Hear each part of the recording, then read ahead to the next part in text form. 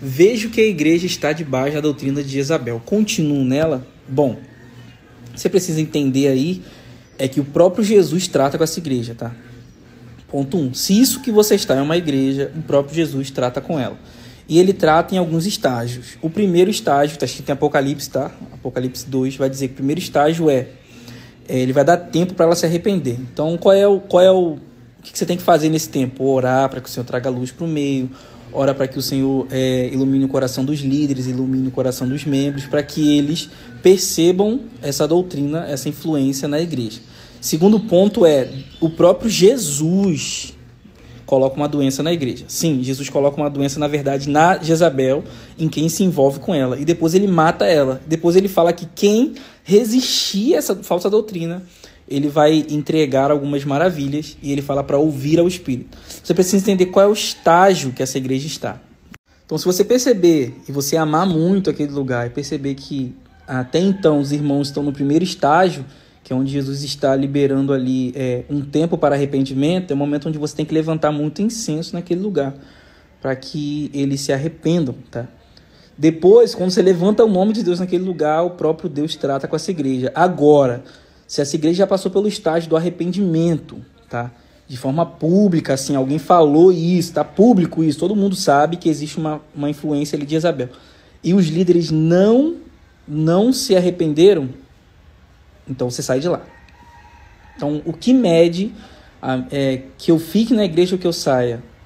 O arrependimento. Então, se isso é exposto para a igreja e ela se arrepende, se os líderes se arrependem, quem governa ali a igreja se arrepende, fique nela, cara. É uma igreja submissa. Agora, se for fariseu tentar afastar as pessoas porque elas falam sobre isso, sai. Bom, a palavra diz que nos últimos dias se levantariam, Deus derramaria novamente a influência, o espírito de Elias, que são os nazireus. Você pode chamar de nazireu, pode chamar de espírito de Elias, pode chamar de João Batista, pode chamar o que você quiser. Só entenda que existe uma profecia que vai se cumprir, porque Deus disse. E, além de unir o coração dos filhos aos pais, dos pais aos filhos, o espírito de Elias, o próprio Elias, né? Ele combateu Jezabel. Tá? Como que ele combateu a falsa profetisa de Jezabel? Levantando um altar para o Senhor. Então, como se combate Baal? Como se combate a idolatria a Baal, a idolatria à colheita, a idolatria a eu consigo fazer com meu dinheiro, nós conseguimos, ou a idolatria à própria cultura dessa época. Como que se faz isso? Levantando um altar para o Senhor. Não é guerra contra pessoas, é contra nossa militância, nos ares, entendeu? Então levante um altar. Agora nós precisamos também de humildade, tá? Porque quando nós oramos por luz, nós estamos orando por luz na comunidade, tem a ver conosco também. Nós precisamos estar com os corações abertos. Nós não somos melhores do que ninguém porque percebemos uma falsa doutrina, porque percebemos uma falsa influência, não te faz melhor do que eles. Você tem que ter o coração, nós temos que ter o coração de Daniel, que ele percebe que todo Israel ali, né, não compreendeu a profecia de Jeremias, e ele não acusa, vocês não leem a Bíblia, vocês não leem as Escrituras, ele não ficou acusando ninguém. Daniel levantou um altar e se colocou como intercessor, ele falou, perdoa-nos, porque até então ele também não tinha percebido. Então precisamos de humildade para orar por luz, para que o Senhor nos ilumine e ilumine também a nossa comunidade. Porque esse tema ficou bem famoso, né?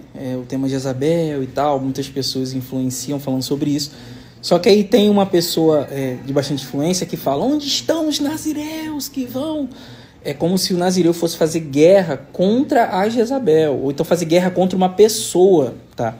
Então nós fazemos contra, sim, a doutrina de Jezabel, contra Jezabel, mas não fazemos contra pessoas que estão sob essa influência.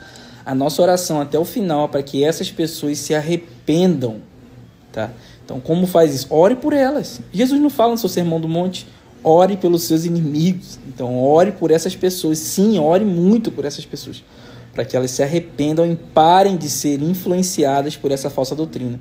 E tem vários pontos dessa falsa doutrina que você pode perceber, assim, né? Que são muito claros, tá?